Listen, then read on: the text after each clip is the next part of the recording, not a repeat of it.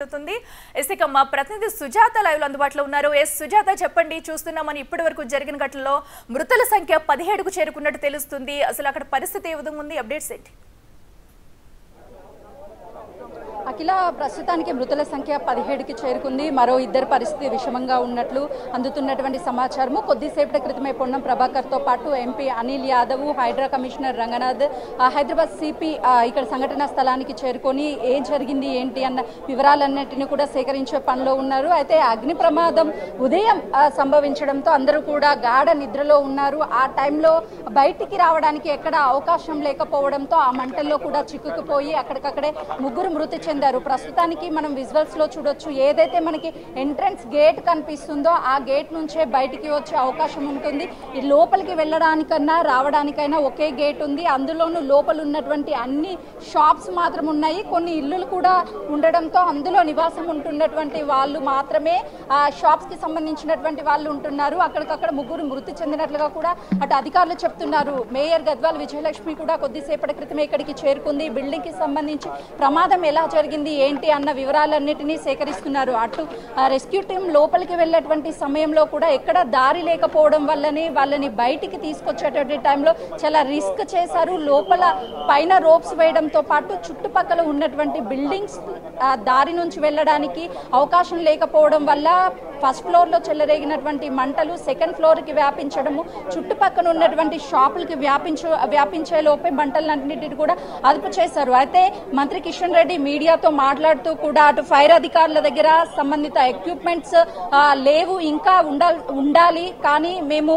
రాజకీయాలకి అతీతంగానే ఈ టైంలో సమన్వయం అవుతూ ఏదైనా ప్రమాదం జరిగినప్పుడు కూడా మేము కూడా బాధ్యత వహిస్తూ అక్కడ సంఘటన స్థలానికి చేరుకుంటాము, ఇవన్నీ రాజకీయాలకి అతీతమని కూడా కొద్దిసేపటి క్రితం మంత్రి కిషన్ రెడ్డి కూడా మీడియాతో మాట్లాడారు. మనం విజువల్స్ లో చూడొచ్చు, ఈ చుట్టుపక్కలంతా కూడా రోజు రద్దీగా ఉంటుంది. షాప్స్ అన్ని ఓపెన్ చేశారు. అటు చార్మినార్ ని విజిట్ చేయడానికి కూడా వందలాది మంది ఇక్కడికి చేరుకుంటూ ఉంటారు. ఈ ఘటన జరగడంతో ఇక్కడికి ఎవరిని అనుమతించడం లేదు. చుట్టుపక్కల ఉన్నటువంటి వాహనాలను కూడా డైవర్ట్ చేసినటువంటి పరిస్థితి ఉంది. మృతుల సంఖ్య పెరిగే అవకాశం అయితే చాలా స్పష్టంగా ఉంది. లోపల ఉన్నటువంటి ఆ మంటలు చెలరేగినటువంటి టైంలో ఆ పొగని పీల్చడం వల్ల వాళ్ళకి ప్రమాదం జరిగింది అని అటు అధికారులు చెప్తున్నారు. మరోవైపు ఆ మీడియాను కూడా లోపలికి వెళ్లడానికి ప్రమాదం అని చెప్పి ఎవరిని లోపలికి అనుమతించడం లేదు. లోపలికి వెళ్లే ప్రయత్నం చేస్తున్నప్పటికీ కొన్ని కారణాల వల్ల లోపలికి ఎవరిని అనుమతించినటువంటి పరిస్థితి ఉంది. మనం విజువల్స్ లో చూడొచ్చు, పూర్తిగా బందోబస్తుని ఏర్పాటు చేశారు పోలీసులు. ఫైర్ అధికారులు నాన్ స్టాప్ గా ఉదయం 6 గంటల నుంచి ఇప్పటి వరకు ఇంకా శ్రమిస్తూనే ఉన్నారు. ఏదైతే ఫైర్ జరిగినటువంటి ప్రాంతంలో మంటల్ని అదుపులోకి తీసుకొచ్చారు. చుట్టుపక్కల ఉన్నటువంటి బిల్డింగ్ లోకి మంటలు వ్యాపించకుండా ఉండేందుకు కూడా అధికారులు చర్యలు తీసుకున్నారు. కానీ చాలా చిన్న ప్రాంతం కావడంతో, ఇరుకిరుకు గదులు ఉండడంతో లోపలికి వెళ్లడం చాలా ఇబ్బందికరంగా మారినప్పటికీ వాళ్ళందరినీ కూడా బయటికి తీసుకువచ్చారు. ఇంట్లో ఉన్నటువంటి ప్రతి ఒక్కరిని కాపాడే ప్రయత్నం చేశారు. కానీ అక్కడికక్కడే ముగ్గురు మృతి చెందగా ఒకే కుటుంబానికి చెందినటువంటి ఇద్దరు కూడా మృతి చెందినట్లు మనకు కీలకంగా అందుతున్నటువంటి సమాచారం. కొద్దిసేపటి క్రితమే మృతదేహాలను కూడా పోస్ట్ మార్టం నిమిత్తం హాస్పిటల్ కి తరలించారు. మనం విజువల్స్ లో చూడొచ్చు, అటు డిఆర్ఎఫ్ బృందం, ఫైర్ సిబ్బంది వీళ్ళంతా ఇక్కడికి చేరుకొని రెస్క్యూ నిర్వహిస్తూనే ఉన్నారు. ఇంకా గ్యాస్ సిలిండర్స్ ఏవైతే ఉన్నాయో వాటన్నిటిని కూడా బయటికి పంపించేశారు. మంటలు ప్రస్తుతానికి అదుపులోకి వచ్చాయి, కానీ పక్కనే ఉన్నటువంటి షాప్స్ ని మాత్రం ఓపెన్ చేయలేదు. ఆ షెల్టర్ లోపల పొగ ఉండే అవకాశం ఉంటుంది కాబట్టి ఇప్పుడిప్పుడే ఆ షాప్స్ ని కూడా తెరిచే ప్రయత్నం చేస్తున్నారు. ఒకవేళ షాప్ లో మంటలు కానీ ఉంటే ఆ మంటలు అనేవి పక్క షాపులకి వ్యాపించడం చాలా త్వరితగతిన వ్యాపిస్తాయి. పక్కనే ఉండడం వల్ల ఈ బిల్డింగ్ లోపలికి వెళ్లే యాక్సెస్ ఒక్కటే ఉంది, బయటికి వచ్చే యాక్సెస్ కూడా ఒక్కటే ఉంది. చాలా చిన్న ప్రాంతం కావడంతోనే ప్రమాదం ఎక్కువగా జరిగింది. చూడొచ్చు, మేయర్ గద్వాల విజయలక్ష్మి కూడా కొద్దిసేపటి క్రితమే ఇక్కడికి వచ్చి అసలు ఏం జరిగింది ఏంటి వివరాలన్నింటినీ కూడా సేకరిస్తున్నారు. అటు ఈ ప్రమాదం గల కారణాలు కూడా అడిగి తెలుసుకుంటున్నారు. మంత్రి పొన్నం ప్రభాకర్ తో పాటు మేయర్ గద్వాల విజయలక్ష్మి, అనిల్ యాదవ్ వీళ్ళంతా కూడా కొద్దిసేపటి క్రితం ఇక్కడికి చేరుకున్నారు. ఈ ప్రమాదం జరిగిన తర్వాత అసలు ఏం జరిగింది ఏంటి అనే వివరాలు సేకరించారు. బాధిత కుటుంబాలకు కూడా ఆర్థిక సహాయం అందిస్తాము, ముఖ్యమంత్రి రేవంత్ రెడ్డి ఆదేశాల మేరకు ఇక్కడికి వచ్చాము, కుటుంబ సభ్యులను కూడా హాస్పిటల్కి వెళ్లి పరామర్శిస్తాము, మరొకసారి ఇలాంటి ఘటనలు జరగకుండా ఉండేందుకు చర్యలు కూడా తీసుకుంటాము అని చెప్తున్నారు. రంగనాథ్ హైడ్రా కమిషనర్ తను కూడా లోపలికి వెళ్లి ఏం జరిగింది ఏంటి అనే వివరాలను కూడా సేకరించారు. మనం విజువల్స్ లో చూడొచ్చు, బాధిత కుటుంబ కుటుంబాలకి ఖచ్చితంగా కూడా భరోసాగా ఉంటాము, ఆర్థిక సహాయం అందిస్తాము అని చెప్పేసి వాళ్ళు చెప్తున్నటువంటి పరిస్థితి ఉంది. ఈ ఘటన జరగడంతో ఒకసారిగా చుట్టుపక్కల వాసులంతా కూడా భయభ్రాంతులకు గురి అవుతున్నారు. ఈ చిన్న ప్రాంతము ఇదంతా, ఇందులో మంటలు చెలరేగినప్పుడు లోపలికి అధికారులు వెళ్లాలన్నా ఎవరు వెళ్లాలన్నా కొంతవరకు కష్టంగానే ఉంటుంది. కానీ అప్పటికి లోపలికి వెళ్లి వీళ్ళంతా కూడా హాస్పిటలైజ్ చేయడం జరిగింది. మళ్ళీ వాళ్ళ ఎంతమంది చనిపోయారో దాని పూర్తి డీటెయిల్స్ ఇప్పటి వరకు రాలేదు. మంత్రి గారు పున్నం ప్రభాకర్ గారు అదేవిధంగా ముఖ్యమంత్రి గారు స్వయంగా మానిటర్ చేస్తున్నారు. విక్టిమ్స్ ఫ్యామిలీస్ తో కూడా ముఖ్యమంత్రి గారు స్వయంగా మాట్లాడడం జరిగింది. ఇక్కడ నుంచి మేము హాస్పిటల్కి వెళ్లి అక్కడ ఉన్న అంటే ఎంతమంది ఉన్నారు, వాళ్ళు ఎగ్జాక్ట్ ఏం జరిగిందో ఎగ్జాక్ట్ ఫిగర్స్ ఏమున్నాయో కూడా మేము చూసుకోవడానికి తెలుస్తుంది.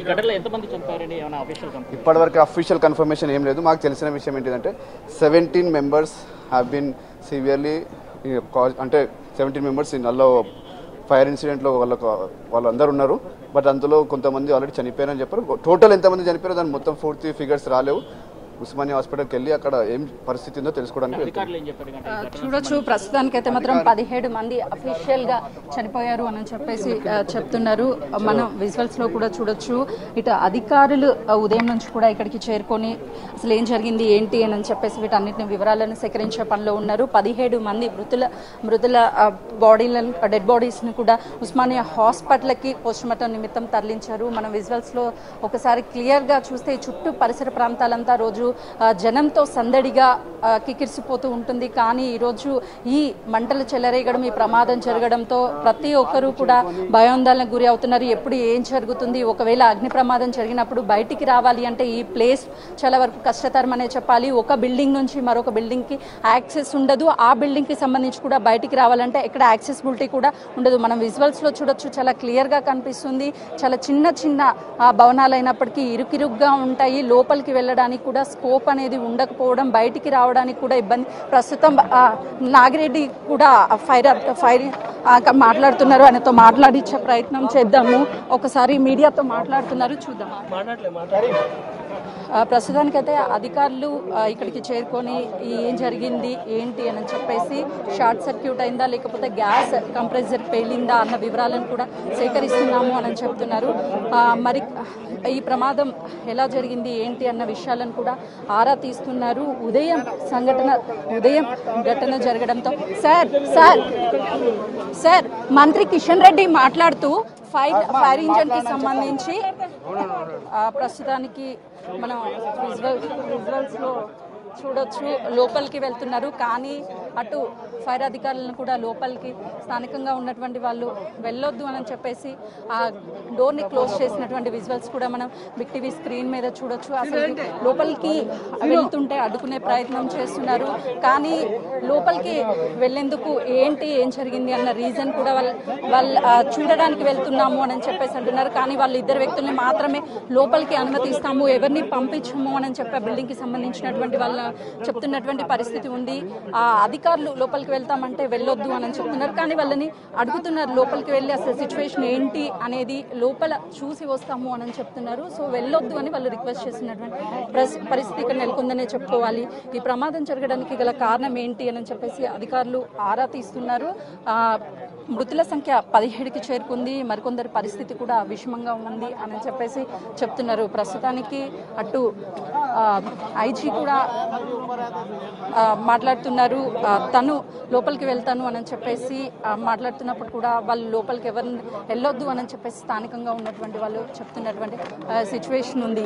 ఈ ఫైర్ జరగడానికి ప్రధాన కారణం ఏంటి, లోపల జరిగినప్పుడు బయటికి రావాలి అని అంటే కొంతమేరకు కష్టంగా ఉండేది. వీళ్ళంతా లోపలికి వెళ్ళనివ్వడం లేదు, అడ్డుకునే ప్రయత్నం చేస్తున్నారు. ఎందుకంటే మళ్ళీ ఏదైనా ప్రమాదం జరిగే అవకాశం ఉంటుంది కాబట్టి లోపలికి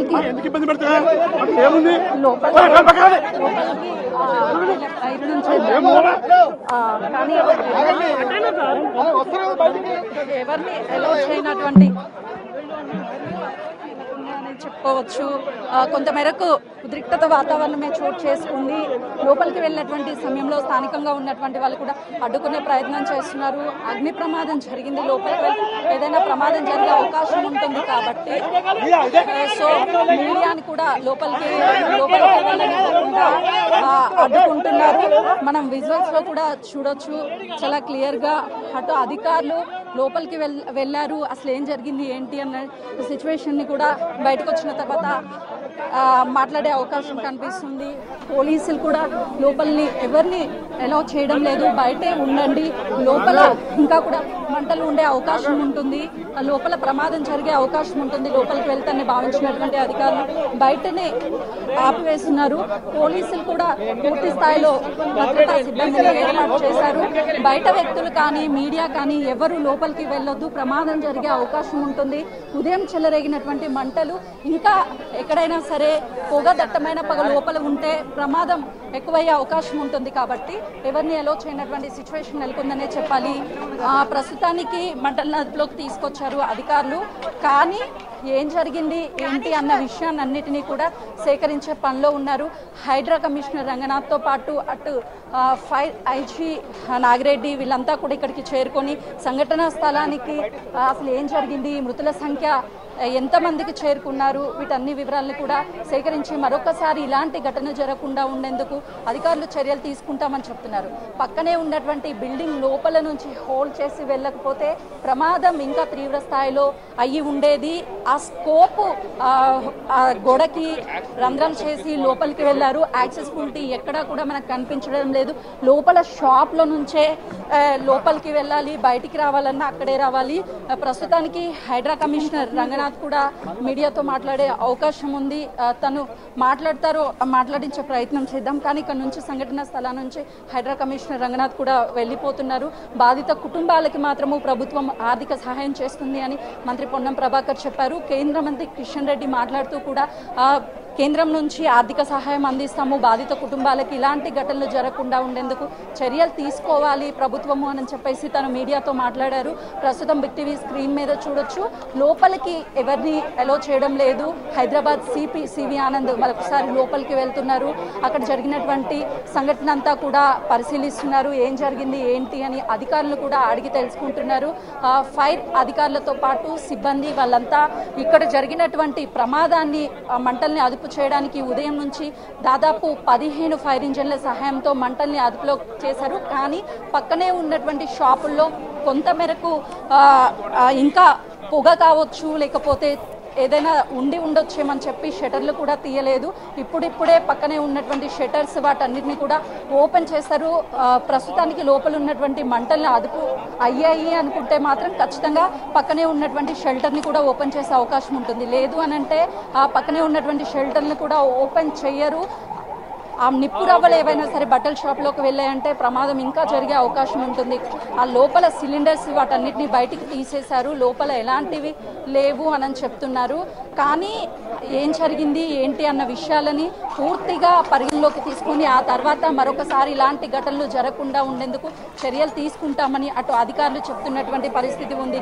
మనం విజువల్స్లో చూడొచ్చు, అధికారులు లోపలికి వెళ్ళి బయటికి వస్తున్నారు. లోపల సిచ్యువేషన్ ఏ విధంగా ఉంది, మొత్తము మంటలు ఆరిపోయాయా లేదా అని చెప్పేసి వాటిని పరిశీలించడంతో పాటు పోలీసులు పూర్తి స్థాయిలో భద్రతా ఏర్పాట్లు చేశారు. ఎవరిని పైకి అనుమతించడం లేదు. మరోవైపు అధికారులు కూడా ఇక్కడికి చేరుకున్న తర్వాత స్థానికంగా ఉన్నటువంటి వాళ్ళతో మాట్లాడుతున్నారు. ఏం జరిగింది ఏంటి, ఈ అగ్ని ప్రమాదం ఎప్పుడు జరిగింది అనే విషయాల గురించి కూడా ఆరా తీస్తున్నటువంటి పరిస్థితి నెలకొంది ప్రస్తుతం. Right Sujatha, thank you.